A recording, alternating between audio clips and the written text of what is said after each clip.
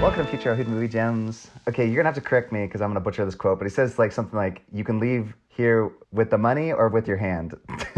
The guy that he just smashed his hand with the hammer. Yeah, no, he says you can leave here with the money and the hammer, or just leave. Oh yeah, I'll just leave. I just want to get out of here. I just want to get out of here. And I got my co-host, Nick. From now on, I want you to put an equal amount of blueberries in each muffin. Look at this muffin. He like breaks it open. Look at it. Yes. There's like one blueberry. Look at yours. No, look at mine. Yeah, so it's starting the guy, and the guy's like, "Do you know how long that's gonna take? I don't care how long it's gonna take. An equal amount of blueberries in each muffin." Oh my gosh, I'm so excited to talk about this. Casino, ladies and gentlemen, a Martin Scorsese film, Robert De Niro, Joe Pesci. I love this film. Nick, you said it best when you said it's almost like a part two to Goodfellas, where it's like you can watch them back to back because it's a perfect predecessor. I don't think it's as good as Goodfellas. However, I just love it probably just as much though, because it's kind of an extension of the universe that is like gangsters, and Joe Pesci plays such a similar character. I mean, he's not quite as like, I don't know, I was gonna say he's not quite as insane. Maybe he is just about as insane. He's just about in both movies. He's so comparable in both movies. I mean, a lot of the characters are pretty comparable from both movies. They have the same attitude. They, do the same things, kind of talk the same way. You know, so it is. I guess he does get more screen time, and he gets more, like, I don't think he had any narration in the Goodfellas. So there's sometimes I'm like, I kind of feel like maybe Robert De Niro should have just been narrating. But then I listened to a few of the things he said, and he was talking about Robert De Niro, which I kind of, I don't know, helped. But yeah, let's get right into this. There's so many reasons I love this. Like, even the opening scene when the car explodes and you can see it's a dummy and you can see the cut if you look closely enough. And it's like, I still love it. Like, I can't get sick of that. I don't pay that close attention like you. But yes. But he gets out of the car anyways, so spoilers alert. Nick, Dude. How far, I need to know when you first saw this. How long ago was it? Oh man, I saw this a long time ago. I remember watching this for the first time as a kid, actually. I was probably... Way too young? Probably way too young, yeah. So I've been watching, Casino and Goodfellas. I've watched them both so many times. I've probably more than 10, 15 times. I mean, and it's one of those that I typically watch back to back too. I'll watch them both at the same time. You got to dedicate about a half a day to that, but... Yeah, they're long. Oh my gosh. They are long movies. But yeah, I mean, every time, this is just one of those movies that, both of those, just one of those you just don't get sick of. So From the first time watching it and being like, oh, it's so cool.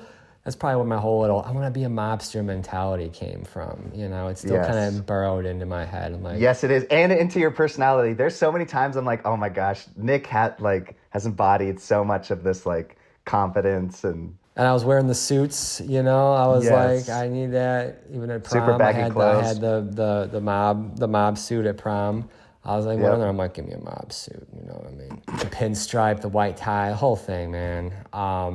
It was great, and yeah, just watching it again, loved it. And it's probably been. And you know what? I just realized, I'm like, dang, I just watched this movie like a month ago too. Yeah. So I come on, I'm like, oh yeah, good, yeah, I'm gonna watch that. If you see it on TV too, it's just like, no, I'm not passing up that opportunity. Yeah, this movie flows. I mean, it doesn't let up at all. It's like somebody's just flooring the gas pedal, because the camera work, it feels so quick, and I love it. The first time I saw it, I was going through a Martin Scorsese binge. I was going through like almost all of his films. I missed a couple, but I watched this right after Goodfellas, and like Nick said, it is a perfect part two to this movie. And then rewatching it for this podcast, I can't say it any better than how you're saying it. It's just as good as it was the first time. Yes. So Nick, do you have two favorite parts or two favorite things that you like? I have a lot of favorite things I like about this movie. Yeah, I was gonna say. And I got a lot of favorite parts I like about this movie. But one of the things I like about this movie and Goodfellas as well is that in a way certain events are based from real life. So obviously, like in Casino, it wasn't the Tangiers, it was called the Stardust Casino. And they had, very similar, there was two gangsters, that were basically one gangster that was running it, and his partner, who was very similar to like Joe Was Pesci. this a true story? I feel like he bases a lot of his movies off of like factual things. It's not like a completely true. It's loosely based. Okay. Off the names are different. Some of the things that they've done, I don't, but it is. It's based off those type of events. The Stardust Casino is the Tangiers. It was run by the mob. That was happening. They were bleeding money from it. So a lot of those main things that did actually happen in some shape, way, or form. So I really like that fact, because it's like, oh, that's so cool. Yeah. And that final shot when he's like, now it's like Disneyland and all these old people are walking in, so great. Yes. I think a second thing I have to say I love about this movie is literally just all the characters. Just the way that, man, and just all the scenes and that part with the pen when he's stabbing him, he's at the bar. Yes. And Ace is like, hey, is this your pen?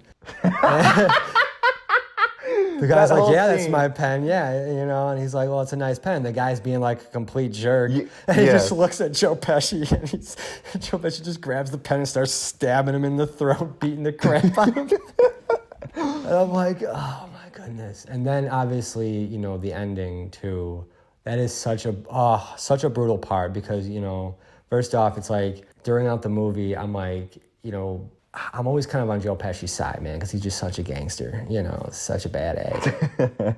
And then at the end, when him and his brother just get beaten with those baseball bats, like, that is rough. And they show the whole thing, like, you get to it is you so just see him disturbing. It is just like, holy crap. And then you look back and like, that actually did happen. That's what they used to do to people, is beat them with baseball bats and then bury them in holes. And I don't know. It's just the detail they go into in some of these scenes, and the truth behind it. It's chilling, man. It's completely chilling. So yeah, and obviously there's probably about a bazillion other things. I love that it references a casino. And they talk about like the whole casino world, and there's just so many kind of like almost different stories going on, because like he's running the casino and he's talking about all the things that are happening within the casino, and then you got Joe Pesci's side of the story, and he's talking about what he's doing out there. So there's like these different stories going on, and they like you said, they come together so nicely, and it just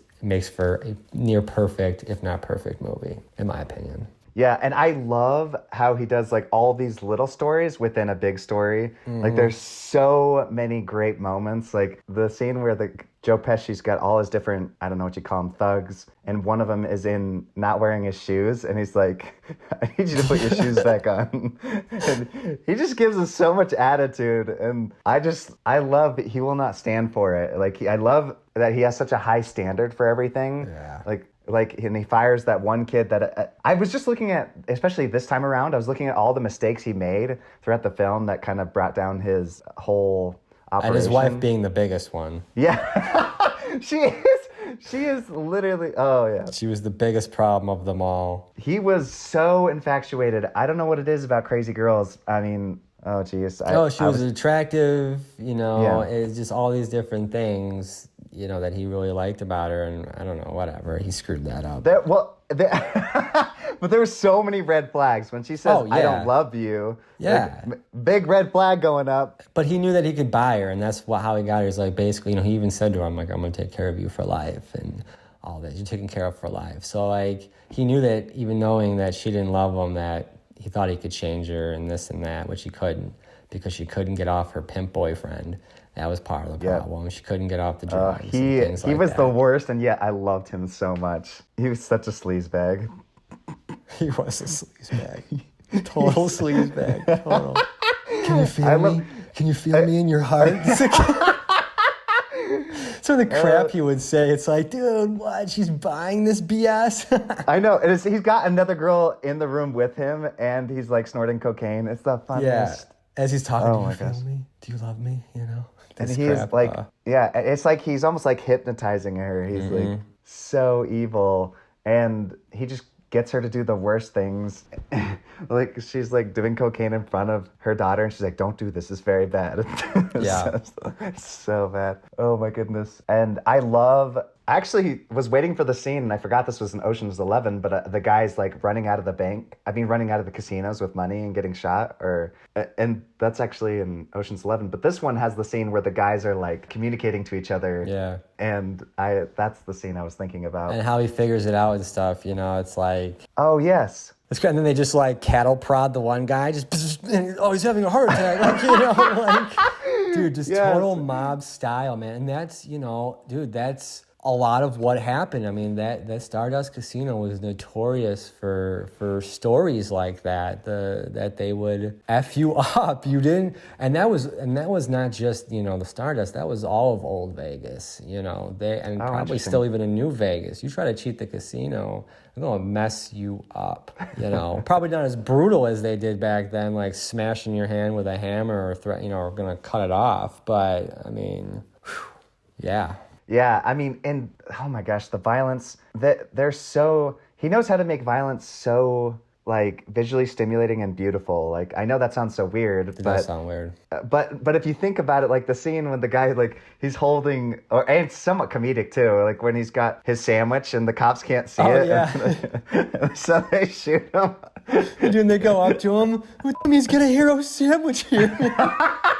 I've been doing paperwork for months, man, after this. Or when the FBI plane runs out of fuel and they have to land. That whole scene, like Joe Pesci is golfing and Ace is with the review board giving his testimony. He's like, this couldn't come at the worst time. And then like they hear the plane, they're all just kind of watching it, and they're just like, what is this fool doing? Is he gonna land in the greenway? And he just totally lands in the greenway, and there's just two cops that just run. They're all just like looking at him and stuff. And then, you know, Joe Pesci, $100, you're gonna never hit the plane. Like, you know, they're just having fun with it. So good. So it's like, man, I just don't know of a bad scene in this movie. It's like every scene is good. Oh yeah, totally agree. Yeah, I'm trying to think of specifically my two favorite parts. Probably just we've already mentioned it, his storytelling ability, and I just love like feeling like I'm learning and also having a fun time doing it, because I feel like this movie made by the wrong person could be so boring. And I mean, because he's like giving you all this information on like how the casino works, and I loved it. You broke down one of my favorite scenes is how the guys are cheating and how he figures out they're cheating and where he's standing and where they're sitting. And he's like, I know exactly where to look. And then him talking about like, so there's, what is it? He's like, oh, so to make sure that they're not cheating, he's like, you got your dealer looking at the customers, and then he's got a manager watching him, and then another manager watching him. And it's just like this whole system in place to keep all the wheels turning. And explaining too how they're skimming the money off the top and who comes in. And I love it. He's like, there's people skimming the skimmers. It's so good. There's just so much humor within as the story's being told. Like, he's telling all these side jokes, which just, like I said, it flows. Oh my gosh, I just think Martin's one of the greatest directors ever. I mean, he's in my top 10 easily. And this movie just confirms that, why I love him so much. And then, I mean, we've already mentioned him, the creepy boyfriend. I never get sick of seeing his scenes. I always go back and watch them, because when he shows up and then Robert De Niro shows up and he like, oh, why don't you just take some more money? And then he's like, and he just gets up and walks out. And because Robert De Niro is so threatening, like I would never want to be on his bad side. No, heck no. That guy was a fool because he was connected to the mob. He'd muff you up. Yeah, but then I'm thinking about it though. I would not want to be in the same room with Joe Pesci, even if I was on his good side, just because you wouldn't know if he would just all of a sudden flip a switch and then he'd kill you.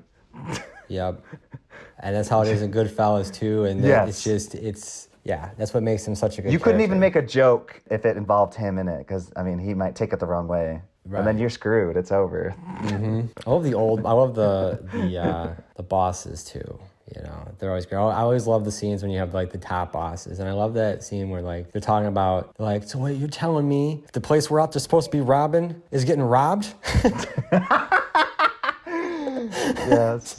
Just stuff like that, and how they like talk things over and try to make these plans. I'm like, they're just so disconnected, and they're just these old guys that just want money, and they're just like, just bring us money. You know? Yes. Is everybody okay? Is he doing okay? Just Yeah. Oh, I was trying to remember the name of the guy. It's James Woods. That's the creepy boyfriend. He plays a very similar character in Videodrome, which we'll do pretty soon here. He's just like a total sleazebag in that movie as well. And he plays it so well. And for people who don't know, he does the voice of Hercules. Not Hercules, sorry. Hades from Hercules. He's got such an iconic voice. Yeah, dude, just all these guys. Oh, yeah. The cast is stacked. Mm-hmm. Yeah, I mean, there's so many other things. I mean, we could go on forever talking about this movie, but I highly recommend it. Oh, yeah, you definitely got to watch this movie. Yeah, it's crazy. If you haven't already, how have you not? There's actually been a couple people I've actually talked to. They're like, what's Casino and Goodfellas? I'm like, yeah, well, what? I can't understand why Cameron and Ty don't think it's... Because I guess maybe they're just comparing it to Goodfellas, but they don't like it as much. And I'm just like, how could you not love this movie? It's amazing. Do they like Goodfellas? Yeah. Oh, yeah. But... That's the thing is I think they just like, it's like Goodfellas, but not as good.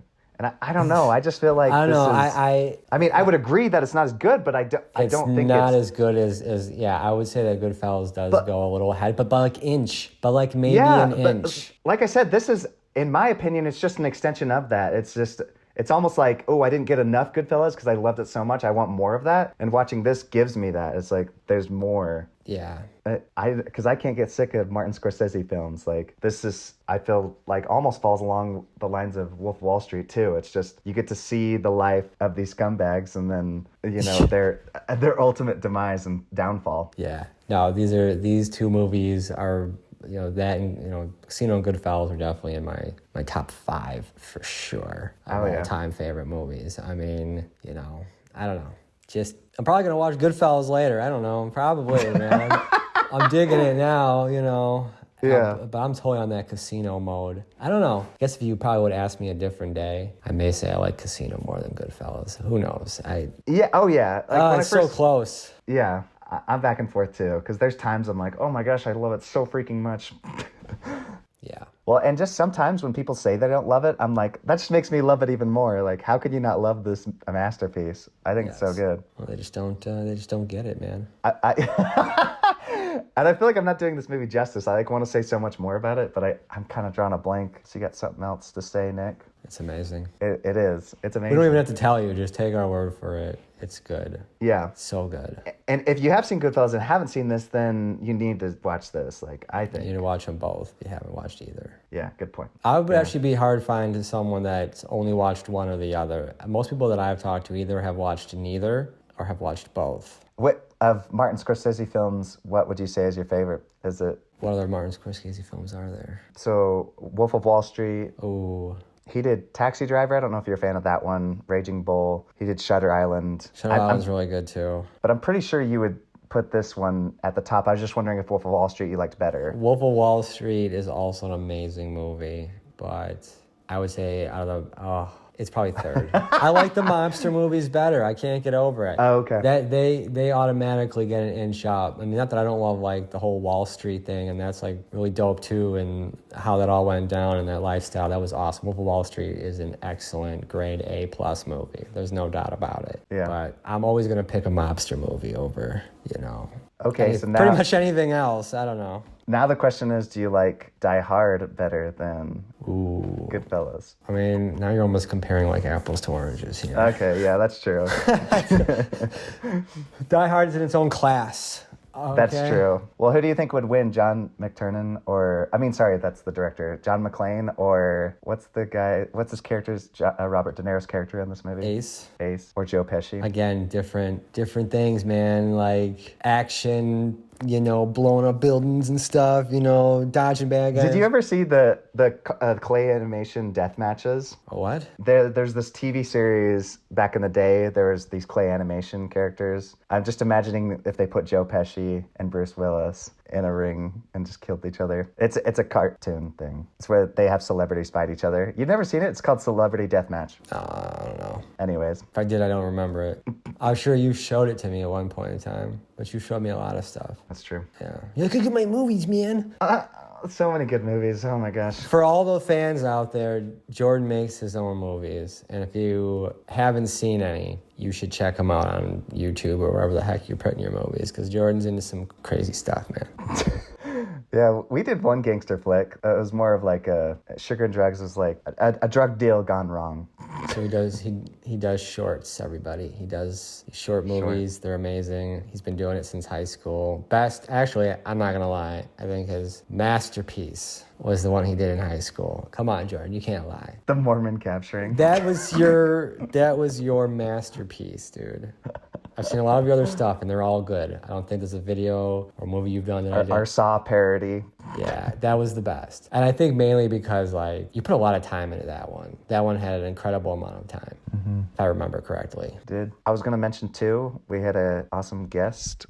Sorry, do you call him a guest? Not a guest. Sorry, we had a comment from Steve J. He just said that he recommended Calm with Horses, which we'll review next week. I have watched it already, loved it, excited to talk about it. You're smiling at me like I'm not gonna like it. Well, because it is a gangster flick, so I think you're gonna like that aspect of it, but it's also a foreign gangster flick, so... Do they speak English? Yeah, well, Irish. So, yes, English, but they got those heavy accents. I mean, I can deal with that. Okay. I still think you're gonna enjoy it. As long as I don't have to read my movie. Maybe even love it. Maybe. But we'll see. I shouldn't build it up for you, because... Oh, I don't want to judge a book by its, cover type of situation, but the artwork for the movie looked pretty good. The one you sent me, the picture, I was like, oh, this might be all right. These guys look like some bad A's. But on Netflix, it's not called Calm with Horses. It's like it's called The Shadow of Violence. So I don't know what title it is. For some reason, foreign films are like that. But yeah, we're excited to talk about it. And Nick, what have you seen lately and what are you looking forward to?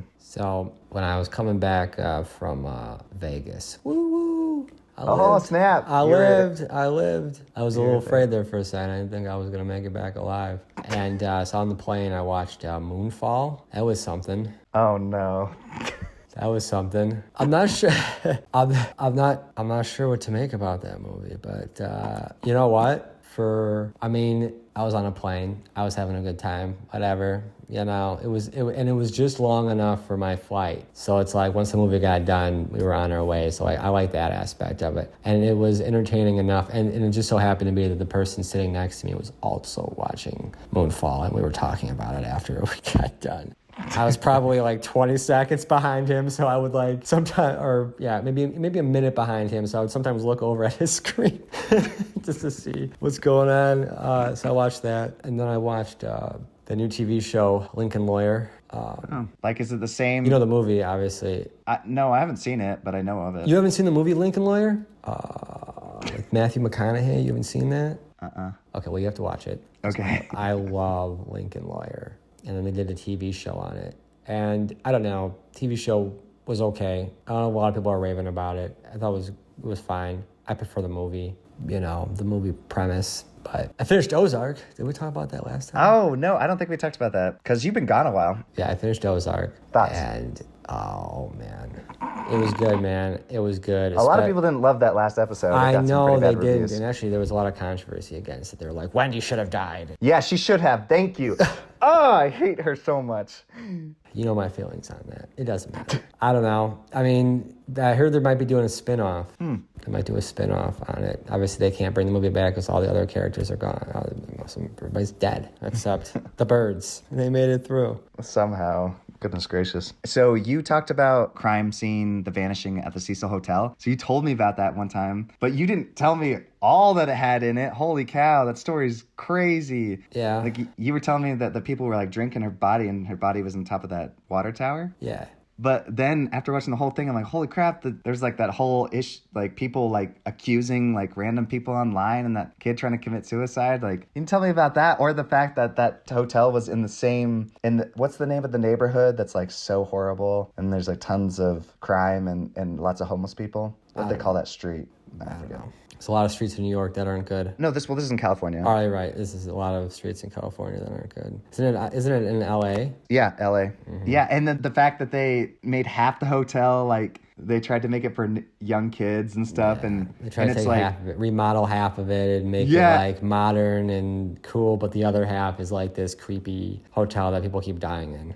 Yes, and it gets worse as the floors go up. It's like more crime happen. And there was that psychopath that went around the U.S. killing people, and then he was staying at that hotel. Yeah. And when they caught him, when they put him to jail, his last words were "Hail Satan." I'm like, what the fudge? This show is insane. Anyways, craziest documentary. I'm surprised that it only has a 5.9 on IMDb because it was just the story alone was crazy. Yikes. Well, what's crazy about that story is how like this whole thing, this years and years of questions and nobody knowing what happened this whole thing happened because of a simple mistake by a witness. Mm-hmm. Simple mistake. He said that the latch was closed on top of the tower. When he spoke to the police the first time, he told them the latch was closed. And that's what prompted them to go through this whole thing was because,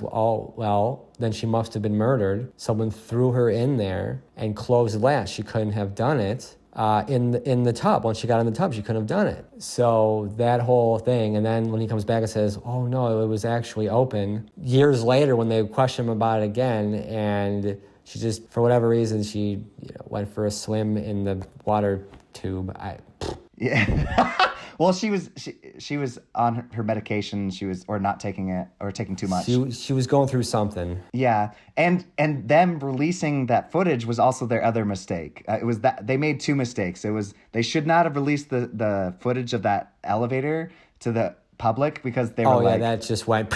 Yeah, it went in an insane direction. People were like, oh man, this chick's possessed. And it was so funny. I watched the documentary with my wife, and the part where she was like moving her hands like this, all weird. Like, Tatiana couldn't even look. She's like, she looks like she's possessed. And I'm like, she's just moving her hands. Like, it's just so funny. Yeah, and how she kept popping in and out of the elevator. Like, that part freaked me out. I'm like, what is she doing? I got chills. I was like, what is going on? Oh my gosh, who's after her? What did she see? She was just her. Well, it's amazing how much they're reading into every little thing. Oh, yeah. Well, they're trying to piece it all together because... Yeah. I mean, it's crazy how just these little things became such big events, and nobody thought just for, you just took in the basics that she was she was unwell, she was ill, and that would explain everything that happened. Yep.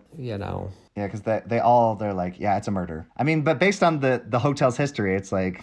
Well, that was part of it too. Yeah. Because of the hotel's prior history and the people that have died there and the creepy things that have happened there and the cell. Right place, right person, right time, just all came together and just made this story. Next time we go stay in LA, huh? I'm never going to go stay in LA. I'm not staying in that hotel. Too bougie for that place. Too bougie. Oh, I love it. And then I watched Hellraiser 1, 2, 3, and 4. Okay. Because after the first one, I'm like, holy crap, this was really fun. And so I just couldn't stop. And they expanded upon the universe. That's a crazy, weird series. Yeah. I don't know why I love it so much. It's just weird and crazy. I think I've seen the first Hellraiser, but I don't really remember much about it. Perfect. We'll have to do it on the pod. Oh, yeah.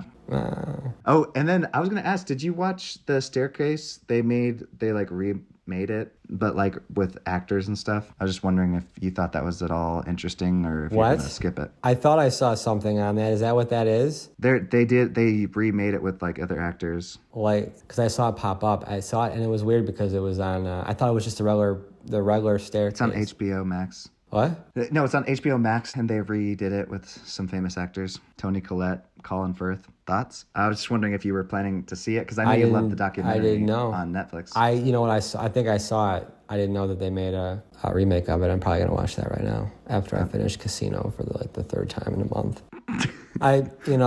Just shout out to all my fans. I always have the movie playing in the background as I'm reviewing it. So I have Casino on right now. I'm at the part where they just bought their new house. And then I think it's 2 weeks, Nick, that The Boys season 3 comes out. Oh, yes. I'm so excited. That'll give me something to watch, I guess. About gosh dang time. And they're coming out with a new Predators movie, Nick. Are they? Mm-hmm. Well, that will be interesting. Maybe I'll see that. Oh, that might be cool. When was the last time they did a Predators movie? They did a lot of Predators movies. The last one was... two of them already? Oh, they did The Predator in 2018. It wasn't great. You think this one's gonna be good? Yeah, because the director did a movie I really like, 10 Cloverfield Lane. Did you see that one? Maybe. Yes, a long time ago. I don't know. Okay. I think I did. Well, that might be cool. The original Predators. with Arnold Schwarzenegger is the best. That is the best. I mean, there's no doubt. I'm trying to think, there was like one more thing. Oh, I also watched Ted K, which same music from the composer of Calm with Horses, Blank Mass. I don't know if you pronounce it Blanc, but the guy also did the music for Ted K, and that was a crazy movie. It was about the Unabomber, and it's so crazy. I didn't even know about that story. I guess it kind of ended or happened when I was too young or not born. But the guy, like, you know, mailed bombs to different people and stuff. He's crazy. So you're saying, But is it called Just a Staircase? yeah, HBO Max. Is it there? No, I don't know. I lost my remote to my Apple TV, so I gotta use the phone now. Which is actually better, but sometimes like when I go to hit the search, it actually brings up the keyboard on the phone so I can just type in what I want, but it's not doing it, so it's like being stupid. Bummer. Yeah. Well, I think that's it, unless you got something else, Nick. No. Peace, everybody. Bye.